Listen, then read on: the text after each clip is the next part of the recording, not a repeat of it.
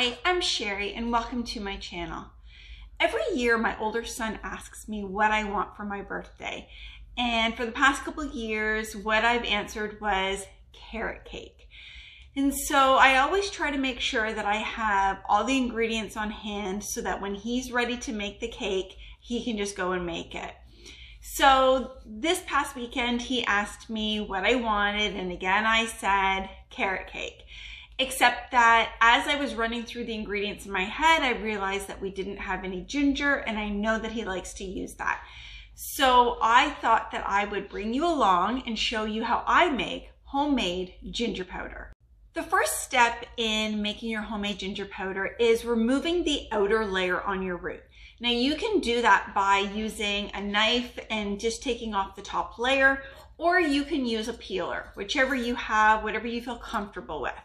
Once you've removed that top layer, you then want to slice up your ginger root really small and thin, or you can place it into your food processor and chop it up in a couple seconds. Now, for those of you that haven't seen some of my previous videos, I have already made homemade onion powder, garlic powder, and a super greens powder. So when I made those three powders, I didn't have my food processor and I had to slice everything up by hand. So if you don't have a food processor and you want to see the method that I use, then you can check out those videos. I will put those in the description below, just in case you're interested in knowing how I made those. So I'm going to get started taking off the outer layer. I'm going to get my pieces into the food processor and then show you what's next.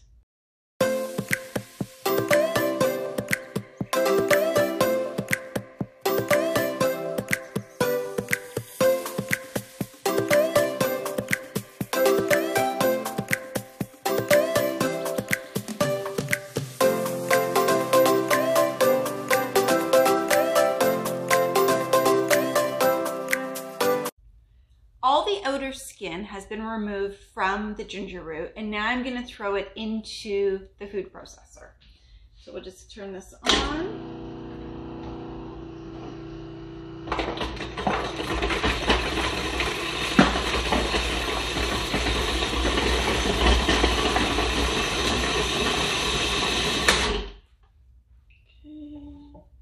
just a couple more in.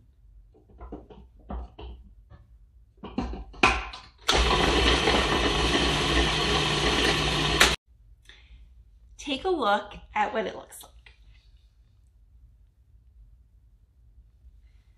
I really wish you could smell how fresh this ginger is.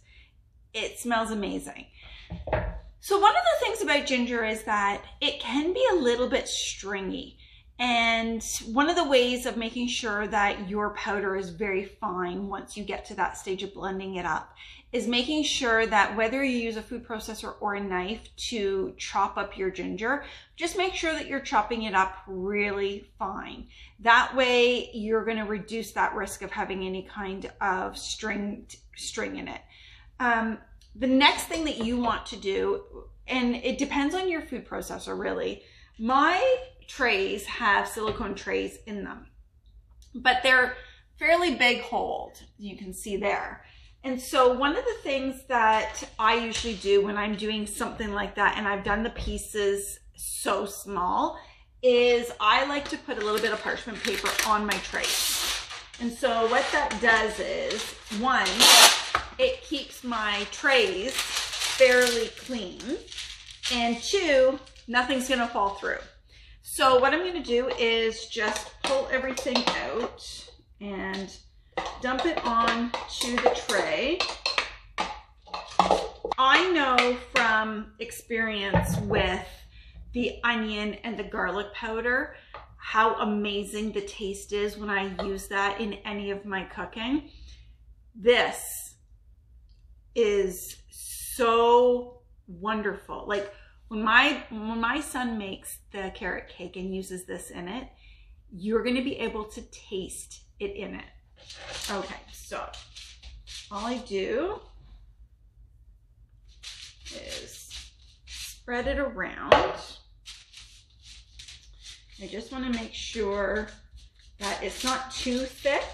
The thicker you do it, the longer it'll have to be in there. And I have a whole tray here, so I might as well spread it as much as I can. Okay, here we go. So now I'm gonna put this into my food dehydrator and turn it on for about 6 hours. I will be checking it after about 3. I'll probably check it every hour just to see how it's going. I did dice it up really fine, so I don't think it's gonna take that long. Once it's done, I'll bring you back. Take a look at what the consistency is of the dried ginger after 6 hours. You can hear that. It's basically just falling apart. They're all little dried bits, which means that when I put this into the blender, it's going to blend it up into a really fine powder. So before we do that, let's talk let's take a few minutes to talk about what you're going to need once you've blended it. So I always like to use my funnel from Canning, and I just place it right onto the jar and pour it in. That way I don't lose any of it on the counter. The other thing that I do is I usually just use a little bit of hockey tape and put on it what is actually in the jar. The other thing is I use these, let me see, these ball lids, and on the inside of them I put a little dry pack. Now you can get these off of Amazon, and what they're supposed to do is absorb any of that moisture that may be in the jar. So every time you open up that lid, you're allowing moisture to get into there. So it's really good to have one of these in the lid. That way it's absorbing anything that may be getting into your jar.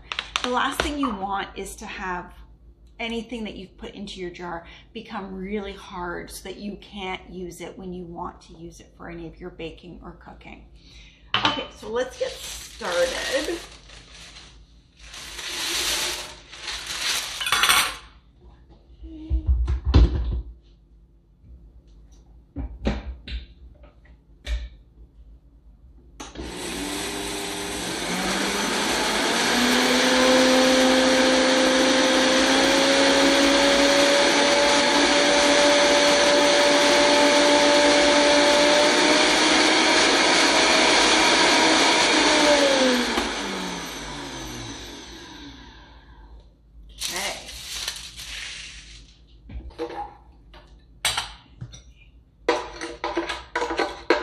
Oh, the smell.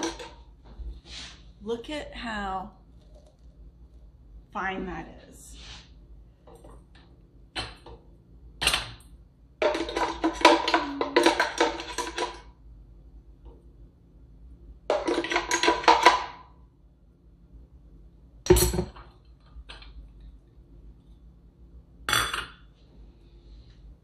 And there you have it.